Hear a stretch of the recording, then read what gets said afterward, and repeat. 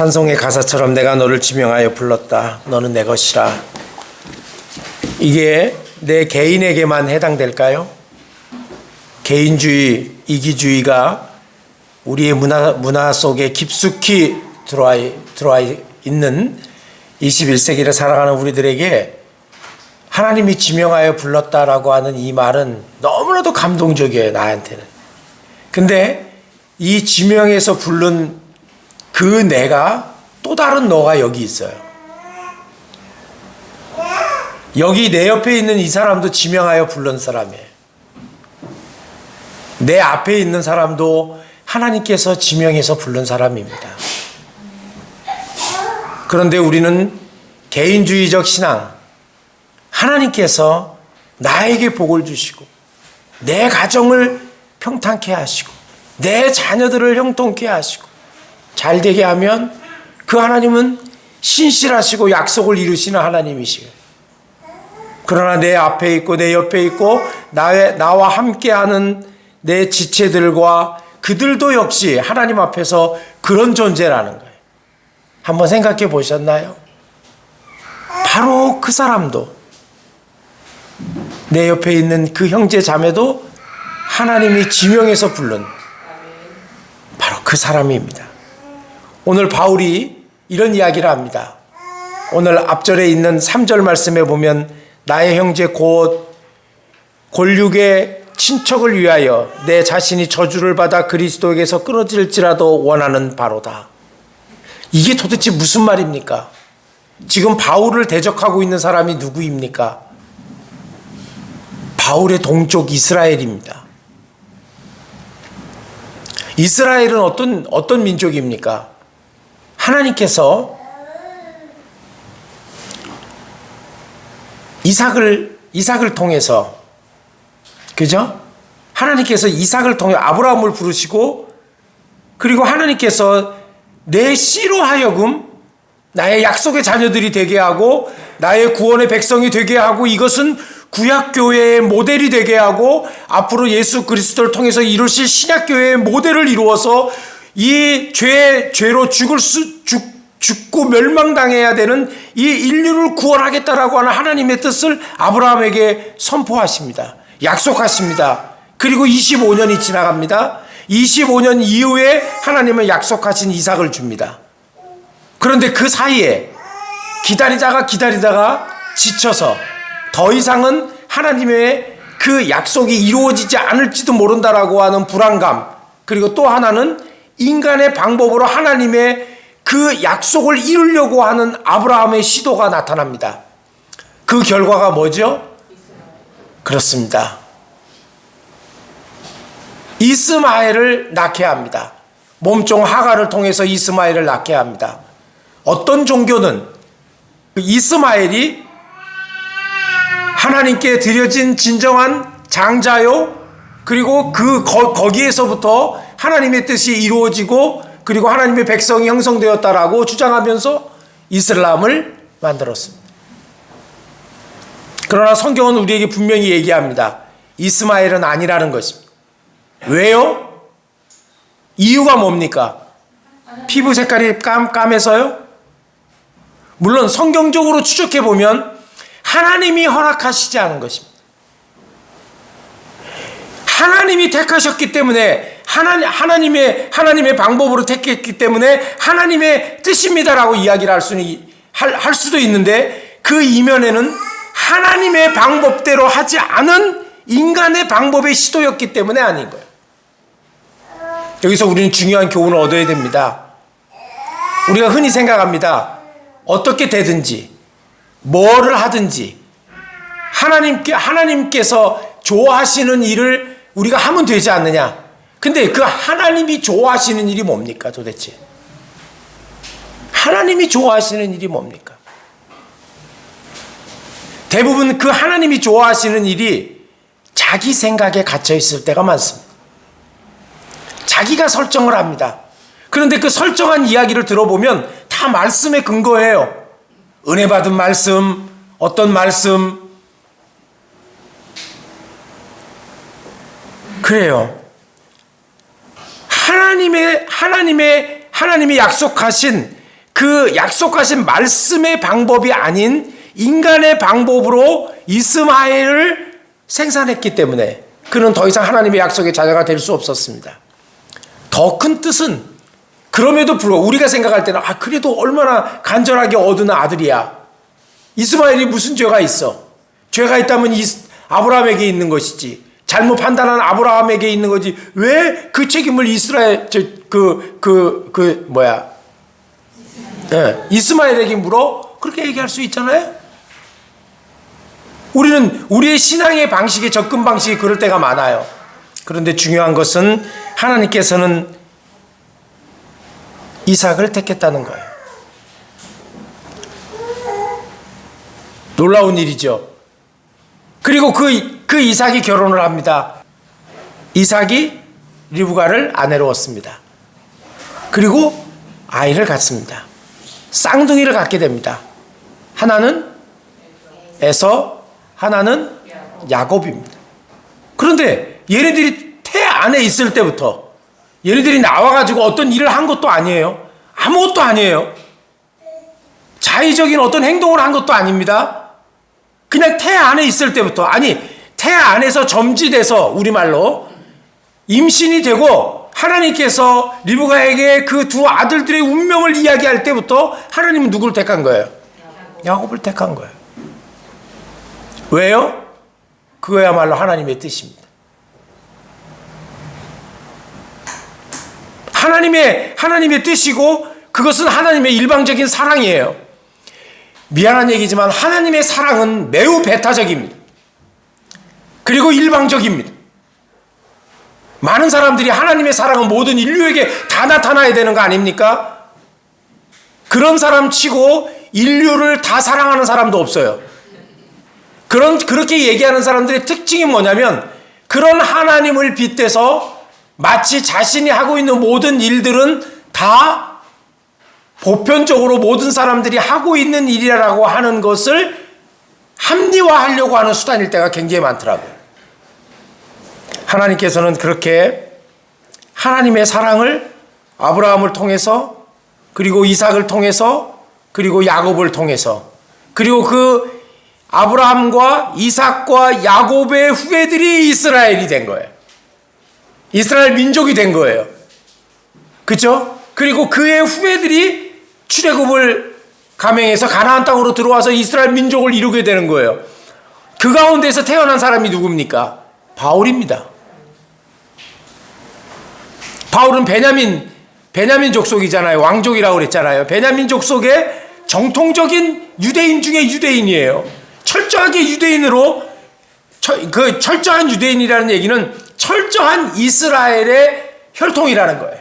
이스마엘의 혈통도 아니고 에서의 혈통도 아니고 이것은 철저하게 혈통적으로 보면. 그런데 지금 한때는 바울이 무슨 일을 했습니까? 그러한 자기의 동족들이 예수를 믿는다라고 하는 이단성이 상당히 농후한 신앙을 갖는다는 이유 때문에 그들을 잡아서 옥에 가두고 심지어는 스테반이라고 하는 사람이 돌에 맞아 죽는 일을 방조 내지는 공조하는 자리에까지 혁혁한 공을 세운 사람이에요. 그러던 그가 다메섹으로 내려가는 중에 부활하신 예수 그리스도를 만납니다. 그런데 하나님의 사랑이 얼마나 배타적인가 하면 함께 가던 사람 모든 무리들이요 다 하나님의 그 빛대심을 그들이 봅니다. 그런데 구원받은 사람은 누굽니까? 바울만 받는 거예요. 이게 얼마나 배타적입니까? 그런 광경, 그런 기적 같은 사건을 경험했다면 최소한 그 자리에 있는 사람들 다 좀 구원해 주면 안 됩니까? 우리가 충분히 그렇게 얘기할 수 있잖아요. 그런데 아니에요. 하나님은 한 사람, 지명해서 불른 그 사람, 바울을 택해서 구원받은 사람을 하나님이 택하신 거예요. 그리고 바울이 회심합니다. 얼마나 철저하게 회심합니까? 예수를 믿는 사람을 잡아서 옥에 가두려고 하던 사람이 예수를 증거하고 자신을 때리는 그 유대인 자기 동족의 그 핍박 앞에서 결코 예수를 부인하지 않는 자리로 나아가는 거예요. 내가 심하게 맞았다. 또 전도 여행을 하다가 거의 죽을 뻔한 적이 한두 번이 아니다. 맹수에게 내가 쫓김을 받아서 죽을 각오가 한두 번 넘긴 게 아니다. 이런 위험을 무릅쓰고 그가 예수 그리스도를 전하는 사람이 됩니다. 이게 변화받았다는 증거입니다. 변화받은 증거는 말에 있는 게 아니에요. 나 변화받았어. 나 구원받았어. 변화받은 증거는 그 변화가 행동으로 나타나게 되어 있는 거예요. 우리가 예수 안에서 새로운 은혜를 받고 날마다 결단하고 하나님의 은혜가 내 안에 차온다면 매일매일의 삶은 변화될 수밖에 없는 거예요. 작년의 삶과 올해의 삶이 같을 수 없는 거예요. 결코 퇴보할 수 없는 거예요. 앞으로 나아가야 되는 거예요. 전진해야 되는 거예요. 변화되어야 되는 거예요. 그것은 양의 많음일 수도 있고 이것은 생각의 깊이일 수도 있고 이것은 행동의 신중함일 수도 있는 거예요. 제가 늘 강조하잖아요. 저는 여러분 진정으로 하나님의 은혜를 받았다고 저는 생각합니다. 구원의 하나님의 자녀이고 우리는 하나님의 나라에 갔을 때 다 만날 것이라고 하는 확신을 가지고 있습니다. 그러나 저는 거기까지 알고 있을 뿐이지 정말 저는 온전하게 다 아는 게 아닙니다. 아무리 보아도 제가 볼 수 있는 건 우리 사랑하는 집사님이 우리 사랑하는 권사님이 작년보다 나아졌는가, 그것만 저는 볼 뿐이에요. 그래서 그게 안 될 때는 마음이 안타까운 거예요. 왜 그러지? 왜 그러지? 저러면 안 되는데 10년 전보다 한 번 좀 더 짧게 보지 말고 길게 한번 보세요. 10년 전보다 내가 더 헌신적인가? 10년 전보다 내가 더 열심인가? 그러지 않다면 지금 우리는 결코 이 하나님의 은혜가 내 안에서 자라고 있지 않는 증거라고. 그래서 변화는 반드시 행동으로 나타나게 되어 있는 거예요. 바울은 변화받은 거예요. 회심한 거예요. 회심했기 때문에 죽음을 무릅쓰고 복음을 전한 것이고, 매를 맞아도 그것을 당연한 것으로 생각하고 오늘 본문에는 뭐라 그럽니까? 자기를 핍박하는 같은 동족인 이스라엘 민족과 그 친척들을 위해서 자신이 저주를 받아도 나는 괜찮다는 거예요. 어떻게 이럴 수가 있습니까? 우리가 사랑도 베풀고 구제도 하고 도와줄 수도 있고 여러 가지도 할 수 있지만 내가 저주를 받고 내가 내 형제들과 나를 핍박하는 사람들 때문에 내가 고난을 받고 죽을 지경이 됐는데도 괜찮다고 얘기할 사람이 있습니까? 여기서 솔직히 나부터도 그러기 쉽지 않아요. 근데 바울이 이렇게 얘기할 수 있었던 증거는 뭡니까? 결코 그렇게 된다 할지라도 자신은 확신한 거예요. 뭘 확신했을까요? 하나님의 이 배타적인 사랑을 받은 사람은 이 배타적인 사랑을 다른 사람에게 나눠줄 수밖에 없는 사랑을 표현하게 되는 거예요. 그러고 보면 오늘날 우리를 포함해서 많은 그리스도인들이 매우 이기적이고 매우 개인적이고 개인 구원에 너무 충실한 나머지 함께 가는 공동체의 사랑과 구원의 은혜를 잊어버릴 때가 많고 매우 개인적인 신앙에 빠져 있습니다. 참으로 놀라운 것은 가끔 가다가 우리가 저 사람들도 진짜 저는 뭐 그렇게 심하게는 얘기 안 합니다만 다른 종파의 신앙을 가지고 있는 사람들이 선행을 베풀 때 아이 저 선행은 휴머니즘이야. 아무나 뭐 조금 그거 하면 돼. 그거 할 수 있지만 구원 못 받았을 수도 있어. 그렇게 얘기합니다. 여러분 1991년도에 지금 몇 년 전입니까? 거의 30년 전이죠. 여의도 광장에서 차량 질주 사건이 발생했습니다. 그때 이 차량을 몰고 간 사람은 21살의 시각장애를 앓고 있었던 젊은 청년입니다. 이 청년은 정말 가정환경이 불우했습니다. 아버지는 농약을 막 마시고 죽고 엄마는 동생을 데리고 나가고 시각장애인으로 태어나서 그런 핸디캡을 가지고 있음에도 불구하고 치료도 받지 못하고 근근히 곧 초등학교만 졸업하고 상경에서 온갖 고생을 다 했습니다. 얼마나 사회와 기성세대와 부모와 자기를 낳아서 책임도 지지 못하는 그런 부모 세대와 그것이 사회에 대한 얼마나 많은 분노로 쌓았겠습니까? 그래서 차 한 대를 훔쳐서 시동을 걸고 여의도 광장을 200m를 질주했습니다. 눈 감고. 그래서 2명이 사망을 하고 21명이 부상을 당하는 사건이 발생했습니다. 30살 이전은 다 모르는 거예요. 그게 1991년도의 일입니다. 그때에 6살 된 윤신재라고 하는 아이가, 유치원생이 자전거를 타다가 죽었습니다. 그의 할머니는 캐톨릭 신자였는데 이름은 서순범이었습니다.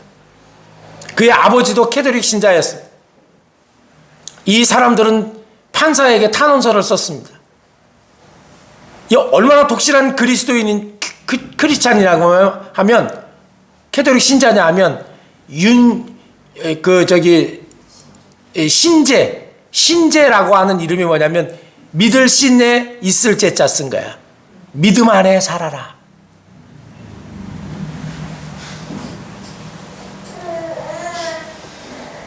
자식을 향한 부모의 이름 짓기는 자신의 삶의 고백이고요. 그것은 신앙의 고백이고요. 자녀에 대한 간절한 바람인 거예요. 자기 자식의 이름을 쪼다처럼 짓는 사람이 어디 있습니까? 옛날 사람들은 그런 의미에서 보면 참 가혹했던 것 같아. 끝녀, 말자. 요즘에는 그렇게 짓는 사람 없습니다. 이름의 뜻을 풀어보면 다 원대하고 크고 잘되고 하기를 바라는 거 아니에요? 어떤 부모가 자식에 대해서 그런 마음이 없겠습니까? 신재의 이름도 그겁니다. 다른 무엇보다도 믿음 안에서 자라라는 거예요. 믿음 안에서 살라는 거예요. 그것은 또한 이런 얘기죠. 믿음 안에서 살아가도록 나도 믿음 안에서 살겠다. 이런 고백 아니에요? 그 할머니, 그 아버지가 판사에게 탄원서를 쓰고 용서해달라고. 그러자 검사가 기가 막혀가지고, 아니 이런 사람을 어떻게 용서할 수 있느냐고.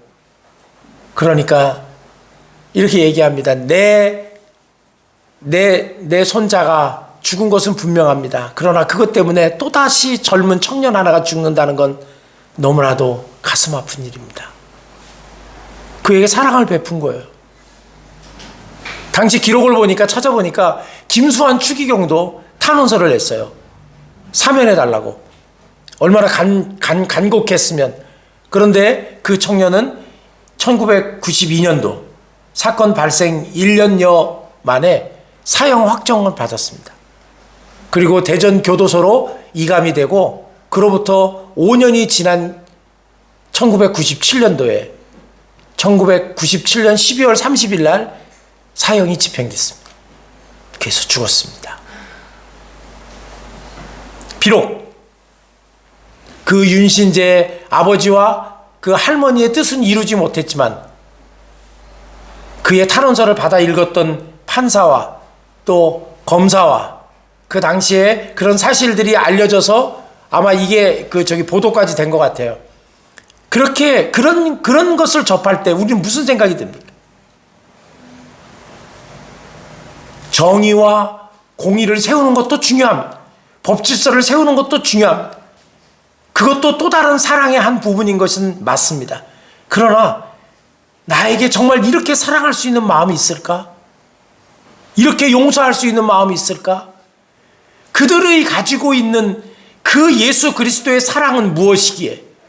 하나님이 나를 사랑했다라고 하는 그 사랑은 어떤 사랑이었기에?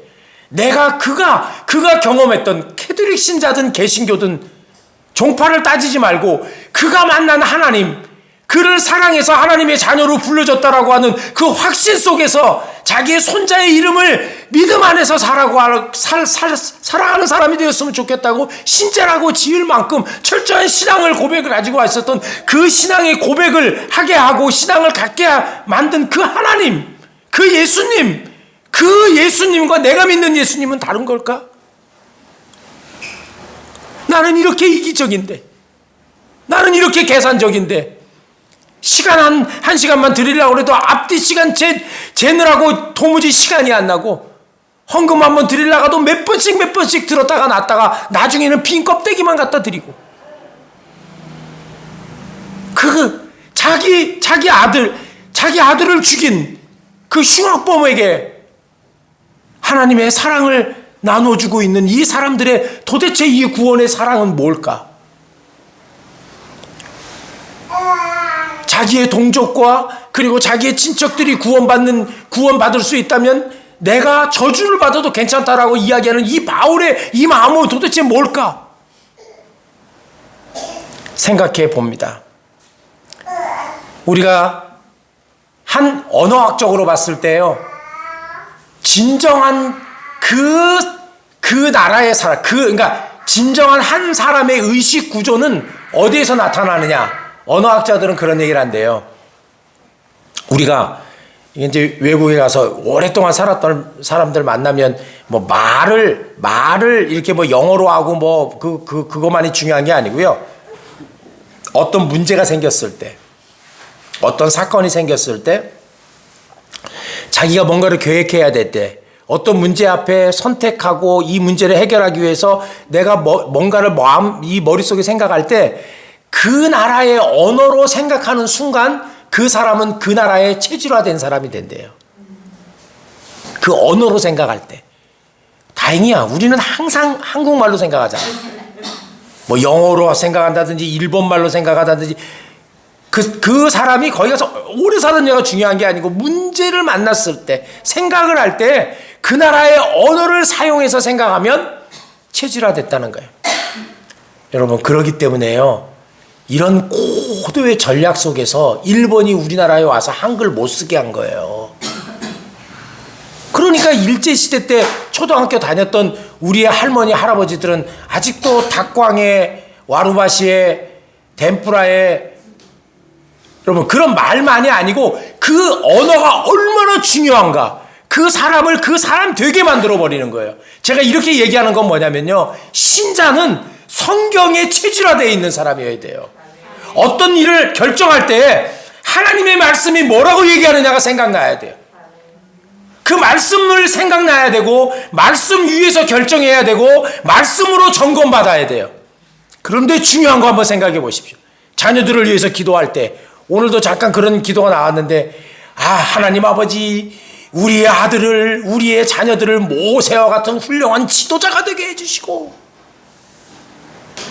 또 우리 믿는 사람들 가게 하는데 들어가 봐. 뭐가 써 있어요? 내 시작은 미약하였으나 내 나중은 심히 창대하리라. 욥기서 8장 7절. 이게 욥기에 있는 말씀이야. 자, 그럼 제가 한번 얘기해 봅시다. 모세가 몇 세의 부름을 받았어요? 80세의 부름을 받았어요. 40년 동안 궁에서 살았던 시간은 왕자의 생활이었으니까 잘 살았다고 칩시다. 미디안의 광야로 쫓겨나서 도망가서 거기에서 양을 치면서 하나님을 만나는 그 순간에도 성경은 뭐라고 얘기하냐면 모세가 이드로의 양을 쳤다 그랬어요. 자기 소유 하나도 없어요. 40년 동안 광야에서 살아나가면서 모세는 무슨 생각을 했겠어요?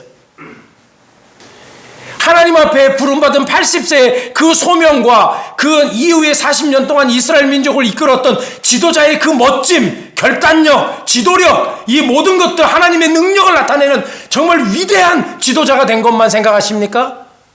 광야에서 생고생한 거예요. 날고생한 40년을 생각 안 하십니까? 성경을 통전적으로 봐야죠. 모세를 위해서 기도했다면 내 자녀들이 신앙 안에서 40년 동안 날고생하는 것도 여러분 감수해야 되는 거예요. 그 고생을 했기 때문에, 그 과정을 겪었기 때문에 80세의 모세가 가능했던 거예요. 가게마다 붙여 있잖아. 내 시작은 미약하였으나 내 나중은 심히 창대하리라. 할렐루야. 그래서 다 그거 하면서 뭐 합니까? 하나님이 그냥 가게만 열면 부자가 되게 하고 막 그냥 부어줬던, 이게 욥기 얘기인데, 욥이 나중에 배로 축복을 받았지만 배로 축복 받기 전에 욥이 겪었던 건 뭡니까? 자식들 다 죽어요. 재산 전부 다 날아가요. 자기 몸은 온갖 병이 들어가지고 기왓장으로 긁고 앉아있을 만큼 고통 가운데 있다고요. 그 과정을 생각 안 한다고요. 오늘날 수많은 그리스도인들이 하나님을 도구로만, 결과의 상징물로만 삼으려고 그러지 그 과정 속에서 이끌어 가시는 하나님의 그 통전적인 이끌어 가심의 그 섭리는 무시하고 있다는 거예요. 그래서 그리스도인들은 진정한 신자가 된다는 것은 말씀이 최질화되는 거예요. 여러분, 내가 어떤 생각을 하고 어떤 결정을 하고 어떤 선택을 할 때 하나님의 말씀이 생각나십니까? 하나님이 기뻐하시는 일이 뭘까를 생각하고 하십니까? 아니면 우리가 살고 있는 이 자본주의 사회에 최고의 이익을 낼 수 있고, 여러분, 이 최고의 이익을 내는 것 때문에 우리나라만이 아니에요. 일본 사람들도요, 한 사람의 일본 사원을 쓸 수 있는 가격이면 3명의 중국인을 쓴답니다. 그러면 경영자 입장에서 누구를 쓰겠어요? 요즘 일본도 고용 불안이 말로 더할 수가 없어요. 신자유주의 경제체제가 들어오면서 고용시장의 불안정이 이거는 도를 넘었다고요. 지금 정규직보다 비정규직이 더 많은 세상이잖아요. 지금 누가 정말 정직하고 이 시대에 사랑과 나눔에 있는 사람입니까? 저는 그런 조금은 손해보겠죠. 조금은 이득이 덜 되겠죠. 사랑을 나누는 사람, 나에게 이 어마어마한 사랑이 무슨 사랑이에요? 왜 이스마엘이 아니고 이삭이냐는 거야. 왜 에서가 아니고 야곱이냐는 거야. 이 세상에 그 많은 사람들 중에서 왜 나냐는 거예요. 이 사랑을 경험했다면 사랑을 나누는 사람이 되는 거예요. 우리가 신자로서의 체질화된 신자로서의 신앙을 가지고 산다는 것은, 첫째는 내가 어떤 일을 만나거나 결정하거나 선택하려고 할 때 하나님의 말씀이 생각나야 돼요. 하나님이 기뻐하시고, 그래도 그 대신에 그 하나님의 말씀은 통전적인 말씀이어야 돼요. 내 시작은 미약하였으나 내 나중은 심히 창대하리라고 하는 이런 거품 경제, 결과만 나타나면 땡이다라고 생각하는 이런 성경, 이거는 아무리 100개를 갖다 걸어놔도 그게 달성 안 되면 하나님 원망하고 떠나는 거예요. 그거 걸어놓고 가게 했는데 안 되고 문 닫을 수 있잖아요. 그러면 무슨 생각해야 돼요? 내가 지금 광야 40년을 가고 있구나 생각하면 되는 거예요. 그런 믿음이 있을 때, 하나님을 신뢰하고 나아갈 때 하나님이 알까요, 모를까요? 그 사람의 마음을 알지요. 하나님이 건지시죠. 그런데 그런 건 필요 없이 나타나는 결과만 생각한다면 어떻게 되겠습니까? 두 번째로, 우리가 하나님 앞에서 진정으로 사랑을 내가 받은 그 어마어마한, 왜 이 사람이 아니고 나냐, 왜 이 사람 구원 안 하세요 따지는 게 아니고, 그냥 나를, 그렇기 때문에 내가 누군가에게 사랑을 주고 사랑을 나누는 것이 너무나도 당연하고 이게 내가 해야 될 일이라고 깨달아진다면 사랑을 나누어야 돼요. 우리 너무 인색해요. 우리는 다른 어떤 것보다도 우리가 복음을 전하고 어려운 사람들을 위해서 쓰는 일에 돈을 아깝지 않게 써야 돼요. 이것은 식물을 물 위에 던지는 것이고 내 자녀들이 복받는 길이고 나의 후손들이 복받는 길이에요. 아무리 쥐어보십시오, 한 푼도 가지고 가지 못해요. 어떤 분은요, 1년에 자기의 번 거에 특정한 퍼센트를 정해서 무조건 가난한 사람들을 위해서 쓰는 헌금을 한대요. 연말이면 몇 천만 원씩. 바보같이 멍청한 짓이잖아요. 투자해야지. 그런데 하나님이 부어주는 거야. 사랑을 주는 것은요, 받는 사람보다 주는 사람이 더 복을 받아요. 자꾸 줄 수 있는 게 생기는 거야. 자꾸 줄 수 있는 마음이 생기는 거야. 바울이 뭐라고 얘기한 것처럼, 내 동족을 위해서라면 내가 저주받는 것도 나는 두렵지 않다, 이야기를 하는 거예요. 여러분, 오늘 우리 한번 생각해 보십시다. 오늘 우리가 하나님 어떤 문제들을 해결할 때 통전적인 성경을 보는 눈을 잃어버리니까 극과 극으로 싸우는 거 아닙니까? 똑같이 예수 믿는 사람들인데 한쪽에서는 이 사람들 지구를 떠나야 될 사람들이라고 수만 명이 모여서 집회하고, 나는 집회의 자유가 있는 거는 대한민국에 살고 있는 게 너무 좋은데 거리를 다녀야 될 자유도 있잖아, 나한테. 왜 토요일만 되면은 온통 광화문 일대를 다 점령하고, 그것도 예수 믿는 사람들이 앞장서서 그 짓을 해요. 여러분 보세요. 통전적으로 보세요. 좌와 우는 함께 있어야 되는 존재지, 어느 한쪽을 괴멸시키고 어느 한쪽이 없어져야 되는 존재가 아니라고요. 그런데 그들이 다 하나님의 말씀 앞에서 얘기하잖아요. 여러분, 우리가 70년대 80년대 인권운동을 할 때 기독교 장로회라고 하는 한신대학교를 중심으로 해서 감신대학을 중심으로 해서 많은 신학자들과 믿는 사람들이 인권을 외치고 인권을 우리가 찾는데 자유를 찾고 민주주의를 회복하는데 혁혁한 공을 세운 건 맞아요. 그들이 성경적 근거를 찾으려고 열심히 보다가 어떤 단어를 찾아내냐면 오클로스라고 하는 말을 찾아냈어. 이 말이 뭐냐면 신약성경에 보면 무리, 군중, 예수님이 가시면 항상 군중이 따라다녔잖아요. 그 말이 오클로스야. 근데 이 말의 뜻 중에는 민중이라고 하는 말도 있는 거야. 이거다. 예수님은 민중이셨다. 예수님은 무리셨고 군중이셨고 그들과 함께 있었고 예수님은 민중이다. 맞아요. 예수님은 가난하게 사셨어요. 베들레헴에서 마구간에서 태어나셨고 나사렛에서 목수의 아들로 자랐어요. 그가 모든 사람들이 심지어는 새도 여우도 집이 있는데 인자는 머리 둘 곳이 없다고 한탄할 만큼 광야에서 노숙자처럼 사셨어요. 그는 분명히 민중들과 함께 사셨어요. 그러나 민중이 예수는 아니잖아요. 예수가 민중은 맞지만 민중이 예수는 아니잖아요. 이 얘기가 뭐냐면 우리가 자칫 잘못하면 여기 약자들과 소외된 사람들과 이 민중이라고 하는 사람들이 요구하는 걸 이루어주는 게 복음이라고 생각해. 아니지. 그건 아니지. 예수가 무리였던 건 맞아요. 민중이었던 건 맞다고. 가난한 민중 오클로스라고 했다고요. 그러나 민중이 예수는 아니잖아요. 그게 그들이 범했던 오류예요. 마찬가지예요. 오늘도 보수적인 기독교인들, 진보적인 기독교인들이 왜 한쪽만 보는지 모르겠어요. 통전적으로 봐야 될 거 아니에요. 모세가 지도자로서의 40년을 화려하게 살았다면 광야에서 요즘 우리말로 치면은 진짜 뺑이 치는 라이브한 고생한 거예요. 얼마나 많이 원망하고 얼마나 많이 한탄하고 얼마나 많이 그 자신의 삶을 후회했겠어요. 그 과정을 거쳐서 모세를 만든 거예요. 오늘 우리들이 말씀에 붙잡힌 신자, 그러려면 어떻게 해야 됩니까? 제일 중요한 거, 말씀 읽어야 합니다.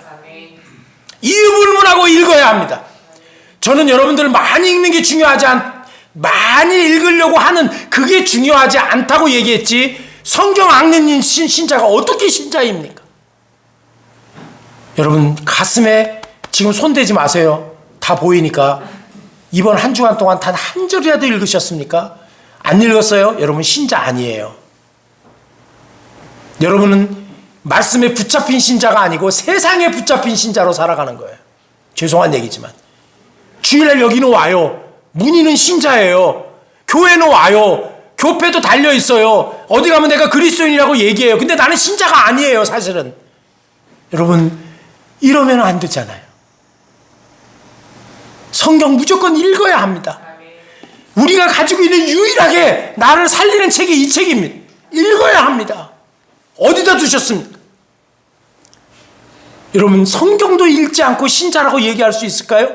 읽지를 않으니 어떤 일이 생겼을 때 하나님의 말씀 위에서 생각할 수 있는 기반이 없는 거예요. 그러니까 어떻게 해요? 다급하니까 목사님 어떻게 해야 돼요? 그 목사님이 잘 가르쳐주면 다행인데 잘못 만난 목자가 되면 어떻게 돼? 그래서 이단 사이비에 빠지는 거야. 이야 거기가 맞는가 보다. 그 또 목사님이 한 구절 했는데 얼마나 딱 맞아. 왜? 통전적이 아니니까. 얼마든지 그런 구절 갖다가 얘기할 수 있잖아요. 저도 그렇게 할 수 있어요. 그러나 그게 진정한 목회입니까? 그게 진정으로 성도를 변화시키고 성화시키는 겁니까? 아니잖아요. 여러분 다시 한번 생각하십시다. 오늘부터 성경 읽으십시오. 읽으십시오. 여러분 성경 한번 우리 필생에 한번 쓰자고 그랬잖아요. 얼마큼 쓰셨습니까? 죄송한 얘기지만 창세기 10장도 못 나간 거 아닙니까? 지금 2년이 됐는데 신자 아니에요. 미안한 얘기지만 저도 바빠도 다시 또 부지런히 쓰겠습니다. 여러분 같이 쓰십시다. 같이 읽으십시다. 그래야지 우리가 체질화된 신자가 될 수 있고 말씀에 붙잡힌 신자가 될 수 있습니다. 말이지 세상에 붙잡힌 사람이 아니라 하나님의 말씀에 붙잡힌 진정한 신자로 거듭나는 역사가 있기를 주님의 이름으로 간절히 부탁을 드립니다. 하나님 아버지 은혜를 감사합니다. 하나님의 말씀 앞에서 하나님의 말씀 위에서 생각하고 행동하는 그러한 체질화된 신자, 말씀에 체질화된 신자가 되기를 원하오니 우리를 인도하시고 그렇게 받아 주옵소서. 예수 그리스도의 이름으로 감사하며 기도하옵나이다. 아멘.